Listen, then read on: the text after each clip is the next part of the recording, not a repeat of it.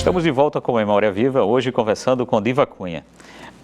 No bloco anterior nós terminamos falando sobre a sua ida para o Rio de Janeiro, a sua atividade no mestrado, né, a produção de uma obra sobre Dom Sebastião. E aí você nos falava que terminou o mestrado em torno de 1987 e retorna para Natal, é isso, né? É. Retornei para Natal. E falando dos livros, logo após a feitura da dissertação, você a publica como livro, é isso ou não? Em 79, durante uma gestão, Diógenes da Cunha Lima era o reitor, então ele andou publicando livro de teses, quem tinha livro, ele publicou muita coisa. E um dos livros foi o meu. Mas eu queria dizer alguma coisa para não esquecer, porque o Humberto já falou dessa importância de ter professores que incentivem, que gostam de literatura. Eu tive a sorte, Humberto, de ir muito cedo, ainda no colégio, eu tinha uma colega que era prima de Leda, de Luiz Carlos Guimarães. E eu conheci Luiz Carlos Guimarães, eu ainda era do Colégio da Conceição. Então, a gente ia para a casa do Luiz Carlos Guimarães, eu ia com Denise, essa colega minha, prima de Leda, e então Luiz Carlos foi uma pessoa que fez muito parte da minha vida. Sim. E através de Luiz Carlos, também outros. Moacir Cirne. Moacir Cirne eu também conheço, eu era do Colégio da Conceição, eu convivi muito com Moacir Cirne. Embora Moacir tenha ido para o Rio e tenha tomado outros caminhos, a literatura de quadrinho, eu pôr no processo, mas eu fui uma pessoa que também eu convivi muito. Na verdade, eu convivi com todas essas pessoas, todo esse grupo até porque casei com um jornalista e era prima de João Gilberto Aguiar, sou prima de João Gilberto Aguiar. João Gilberto era jornalista, casei com o Djaí, que era jornalista, então a gente andava com esse grupo todinho. Era Berilo, era Luiz Carlos, era Nilton Navarro, era... Zila conhecia muito também, mas normalmente não fazia parte dessas reuniões, umas brincadeiras que se fazia, né? Mas conhecia também Zila e Miriam Selle. Então, aí nesse caso, a gente está na cena da vida cultural, vida literária e cultural da cidade, né? Que parece-me que a sua volta do Rio de Janeiro, quer dizer, quando você volta para Natal, é num outro momento da sua vida, né? Exatamente. E você ganha um destaque na vida cultural da cidade, inclusive. Porque eu acho que o momento posterior a esse vai ser o momento, por exemplo, da Banda Gália, né? É um momento de agitação cultural muito forte e de surgimento também de outros poetas, né? Quer dizer, as mulheres começam a aparecer também mais de forma mais ativa, né? Na nossa literatura. Então, não sei se você quer falar um pouco sobre isso, porque tinha uma agitação grande, assim, eu me lembro, como espectador, eu me lembro disso. Era um momento de muita ebulição, né? E nessa época, quer dizer, quando eu comecei a perceber, prestar atenção na universidade, era Miriam e Zila, que se falava mais, né? Miriam e Zila, e no primeiro time, vamos dizer, o primeiro time, e tinha outros nomes circulando em volta, mas que não tinham que não apareciam tanto. Mas já, como você disse, em 77 começa aquela movimentação toda, eu continuo participando desses grupos, Zila estava aí, Miriam já estava mais recolhida, que já estava doente, então, eu me lembro que em 84 eu fui da comissão julgadora do livro de Marise Castro, Marrons, Crepons, Marfim.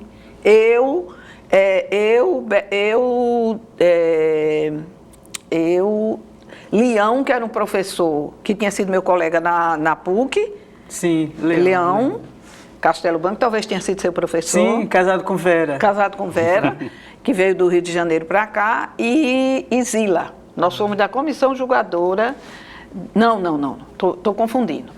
Eu, Leão e coisa, foi um prêmio que foi quem tirou o primeiro lugar foi Miriam Selle, Cantiga de Amigo. O de Marise Castro era eu, Luiz Carlos e Diógenes. Sim. Eu, Luiz Carlos e Diógenes, em 1984. Então, começa a aparecer, Marise Castro é uma das que... Você está lembrada de... Não, agora não estou lembrada de outro nome que tenha surgido entre 77 e 78. Aparece Marise, que aparece muito jovem, com 20 e poucos anos, certo? Mas era um movimento de muita efervescência, de muita festa, e nesse contexto que aparece a Banda Galha, aí entra a personagem da Pá Virada. Você sai de uma Natal mais asfixiada ali no metade dos anos 70 e volta para uma que começa a respirar os ares da democracia, mais ou menos. Exatamente. Isso, né? A ditadura está já, vamos dizer assim, começando a decomposição. A gente está começando a pensar em democracia, há uma resistência maior. No próprio jornalismo também tem co-jornate, salário mínimo, né? Tem, agora, nessa época, a sua trajetória, Diva, porque você falou de Moacir Cisne, né? Aí a gente tem, numa parte assim, vamos dizer, o pessoal da poesia concreta, do poema Processo. Depois, já na década de 70, nós temos a poesia marginal, a poesia de mimeógrafo, né? Mas você surge com um livro impresso.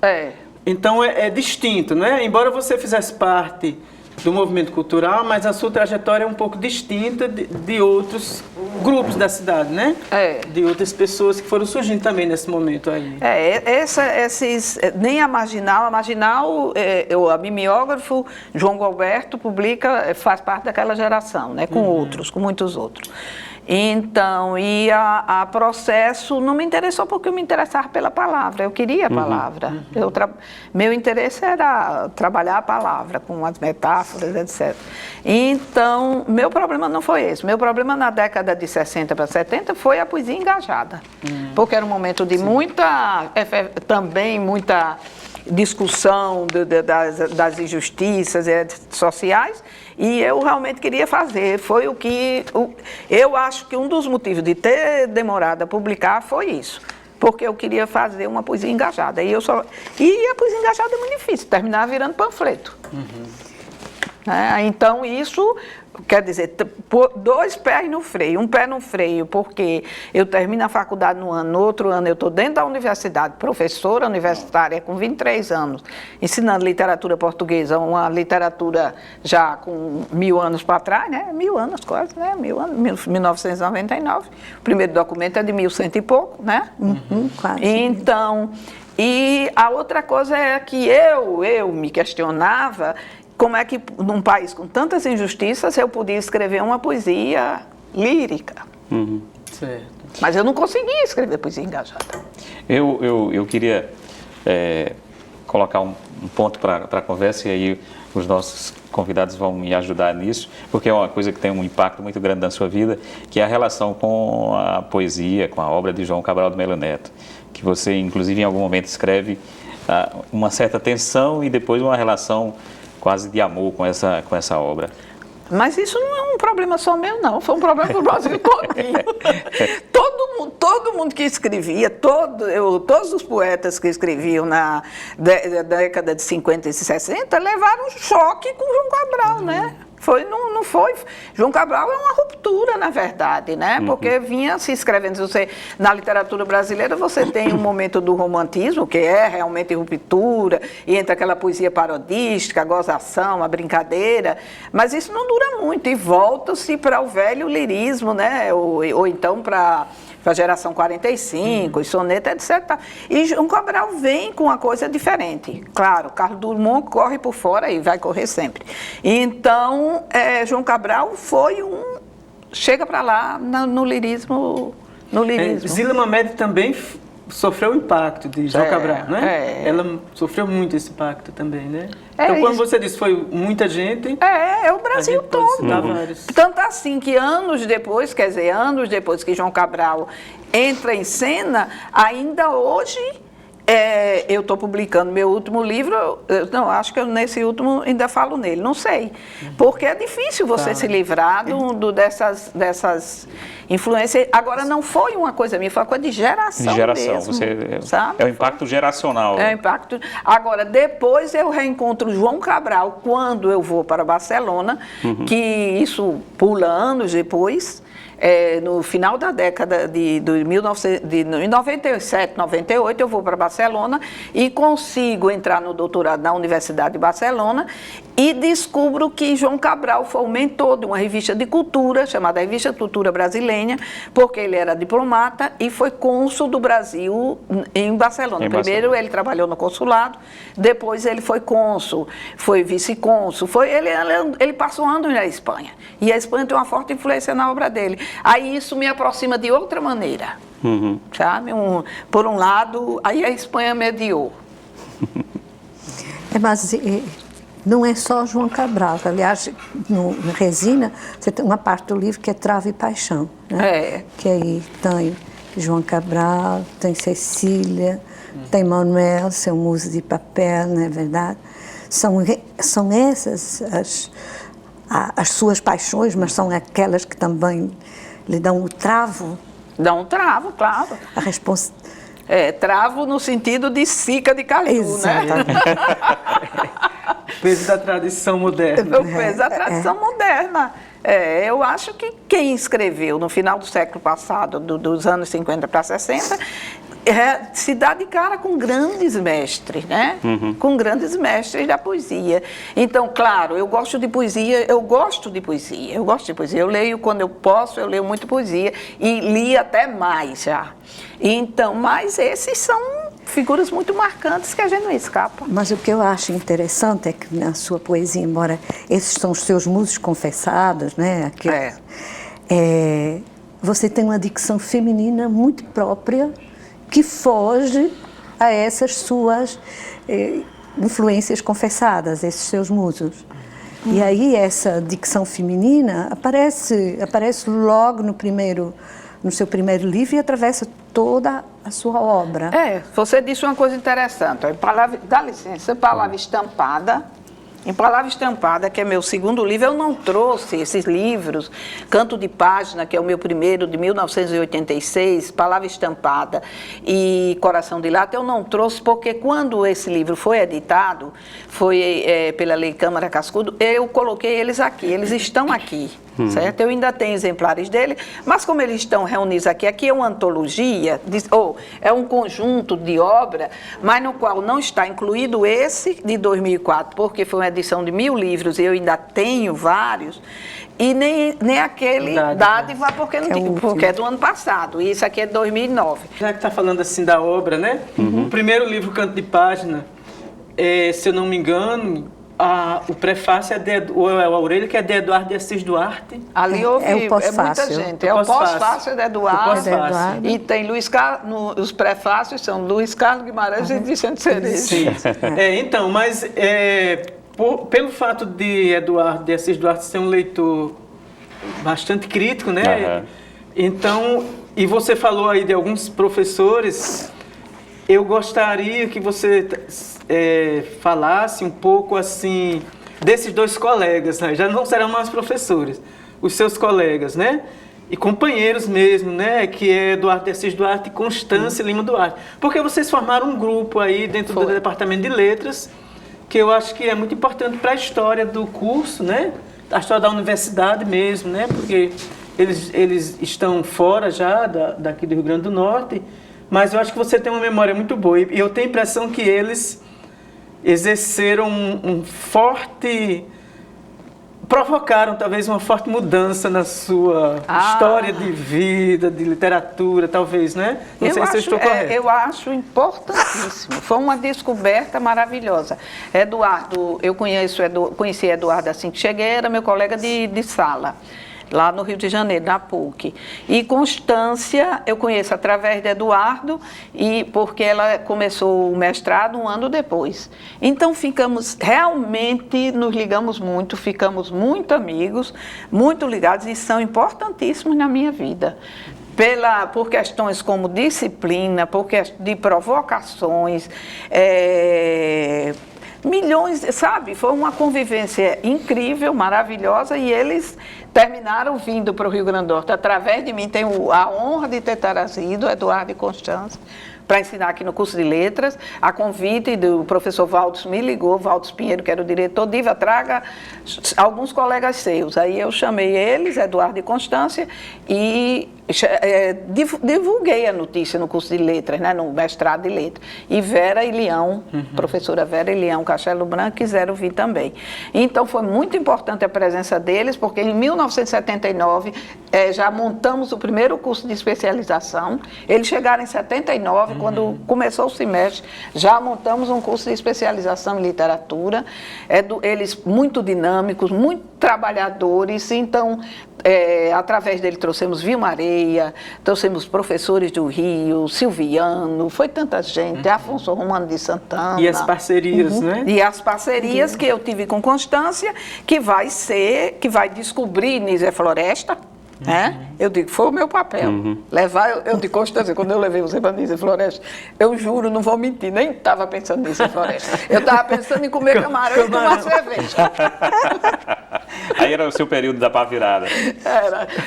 Aí eu digo, eu estava pensando nisso, mas foi a minha alegria, Constância, descobrir Nízia Floresta e resgatar Nízia Floresta para o Brasil. A obra de Nízia Floresta toda, né? Importantíssimo. Foi muito importante a presença deles aqui e eles ainda estão aí. Agora mesmo, hoje de manhã, estava falando com o Eduardo que vai sábado para Bogotá se apresentar lá numa fundação, não sei o quê. Nesse período você já está na universidade, nesse período... Ele foi nosso Sim, eu fui aluno... Você foi aluno e de Eduardo e Constância. Eu fui monitor de... Eu conheci Eduardo. Teoria da literatura. E Vera também. Eduardo. Pois é, eu era estudante. Fui aluno desse pessoal todo aí. Olha que maravilha. Estava aprendendo. Mas você não foi aluno de Diva? Foi? Meu aluno. Mas quando eu disse que ele teve, foi aluno de Eduardo e de Constância também. O Alto da Barca do Inferno de Gil Vicente. Sim, mas volto só um minutinho, porque eu comecei, naquela hora eu comecei a falar da influência de João Cabral, depois a gente retoma. Então, eu me lembro que João Cabral esteve aqui em Natal e eu tinha acabado de publicar A Palavra Estampada e eu pedi a um jornalista aqui de Natal para entregar a ele esse poema que está na página 156, aflita com as mãos molhadas, entro no poema. Não tenho, amigo, a ciência com que secas o afeto, sou antes um lenço, torcido de tanta dor. Como Conceição disse que tinha uma dicção feminina, eu quis mostrar esse poema. Eu queria aproveitar, temos acho que 2 minutos antes do término do bloco, eu queria que a gente fizesse uma linha em relação a essa produção que você nos trouxe aqui. Então, uma linha do tempo aqui. Começando, literatura... Então, eu começo com o que eu não trouxe. Confesso que esqueci. Dom Sebastião, a metáfora de uma espera, que é minha tese de mestrado, que foi publicada aqui na universidade. É um ensaio de literatura portuguesa, mas trabalhando em cima de poesia e de um texto de teatro. Então, em 1986, eu publico o primeiro, que está aqui, por isso que eu não trouxe. Eu tenho Canto de Página, 1986, o segundo, Palavra Estampada, 1993, está aqui também. O terceiro, Coração de Lata, está aqui também, reunido aqui dentro, o terceiro. Certo. Aí vem o quarto, que é esse, Armadilha de Vidro. Esse não está aqui, embora esse volume seja de 2009, ele não está aqui porque, como eu tinha muitos livros e era publicado pela Lei de Cultura, então não adiantava fazer um projeto muito caro que não arranjava quem promovesse, né, que financiasse. Então, esse livro não entrou aqui por isso, porque eu já tinha publicado em 2004. Aí aqui tem resina, na verdade você em resina tem 2 livros, eu publiquei e a minha editora Marise Castro disse, você está consciente que está publicando 2 livros num só, né? Porque foram 40 poemas de resina, propriamente dito, e quase 40 de trave e paixão. Pronto. Aí pronto, aí em 2009 e vem o último de poesia, esse aqui, que foi de dezembro de 2017. Tá? Aí, quanto a ensaísta, o primeiro foi, eu não trouxe também, porque eu não tenho mais. Literatura... Iniciação? Iniciação foi uma antologia feita com Constância, minha parceria foi com Constância Lima Duarte, Iniciação à Literatura Infantil, do Rio Grande do Norte, que a gente saiu recolhendo textos infantis, de poetas e poetisas e colocamos. O segundo é mais ou menos como esse aqui, mas não é a mesma coisa. De Nízia, literatura Feminina do Rio Grande do Norte, de Nise Azila, né, Conceição? Daí aqui tem. Agora eu não vou conseguir ler. Esse aqui, que esse é uma segunda reedição, revista e ampliada. Entraram mais, fizemos uma atualização muito grande e incluímos mais 10 poetisas, escritoras em geral. Poetisas, e tem algumas que não são poetisas. Bom, aí, esse o de ensaio.